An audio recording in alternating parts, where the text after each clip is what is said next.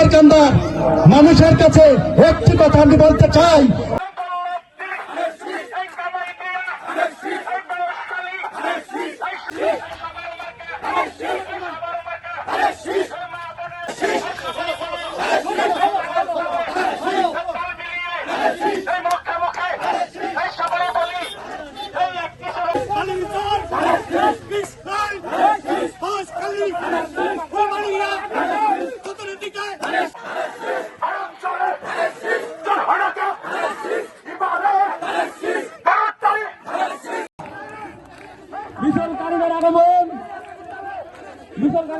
এই মুহূর্তে মহাসচিব তার মেয়ে শামাবাদ সালতা নগরকান্দার মানুষের কাছে একটি কথা আমি বলতে চাই, উবাইদুর রহমানের কাছে আমরা লুঙ্গি পরা, কাপড় পরা, প্যান্ট পরা সব মানুষ ঋণী।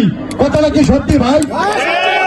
যদি ঋণী হয়ে থাকি, আমাদের একটাই টার্গেট, শ্যামা আফাকে ধানের শীষ মার্কায় সবাই সকাল 8টায় যে 12 তারিখে ভোট দিয়ে ধানের শীষ মার্কায় তাকে জয়ের মালা দিয়ে সংসদে পাঠিয়ে মন্ত্রী বানাই এই দেশের নগরকান্দা সালতার উন্নয়ন আমরা সফল করাবো। বাংলাদেশ জিন্দাবাদ, রিজওয়ানা জিন্দাবাদ, খালেদা জিয়া জিন্দাবাদ।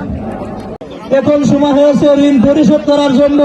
আমরা আমাদের আপা সমাবেশ ইসলাম রিঙ্কুর জন্য সকলে কাজে কাজ মিলে একসঙ্গে কাজ করব এবং আমি নিজে ধানের শীষে ভোট দিব। আপনারা এখানে উপস্থিত যারা আছেন সকলে ধানের শীষে ভোট দিবেন এবং আপনাদের আত্মীয় স্বজন, বন্ধু বান্ধব, কাছের লোক যারা আছে সকলের কাছে ধানের শীষের জন্য ভোট চাবেন। এই বলে আমি আমার সংক্ষিপ্ত বক্তব্য শেষ করছি। 18 বছর ধরে ঝড় ঝাপটা, আন্দোলন সংগ্রাম, মিথ্যা মামলা, তারপরে আপনারা অনেকে বাড়িতে থাকতে পারেন নাই, পলায় থাকছেন, মিথ্যা মামলা খাইছেন, তা অনেকের উপরে অনেক ঝড় ঝাপটা গেছে। আমি কিন্তু কাউকে ফালায় যাই নাই কখনো। এটা আমার কৃতিত্ব না, আমি মনে করি এটা আমার দায়িত্ব। আমার বাবার সন্তান হিসেবে এটা আমার দায়িত্ব আপনাদের পাশে থাকার, সেই জন্য আমি আছি। আমরা এতদিন ভোট দিতে পারি নাই, এই 12ই ফেব্রুয়ারি একটা ভোট আসছে যেখানে আমরা সবাই স্বাধীনভাবে ভোট দিতে পারবো এবং সেই ভোটে যাতে ধানের শীষ জয়যুক্ত হয় সেটার জন্য আমার যারা এখানে মুরব্বীরা আছে, ভাইরা আছে, বোনরা আছে, আমার মা বোনরা আছে, তাদের দয়া করে দাঁড়ে দাঁড়ে, বেশি দিন নাই, গ্রামে গ্রামে ঘরে ঘরে গিয়ে ধানের শীষের বার্তা পৌঁছাইতে হবে।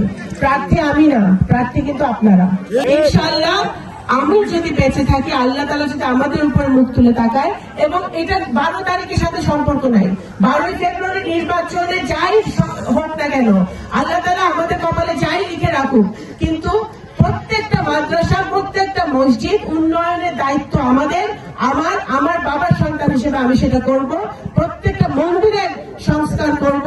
যার যেখানে যেটা প্রয়োজন, বিপদে আপদে যদি আপনার এই বোনকে, এই মেয়েকে ডাকেন, আপনাদের পাশে পাবেন।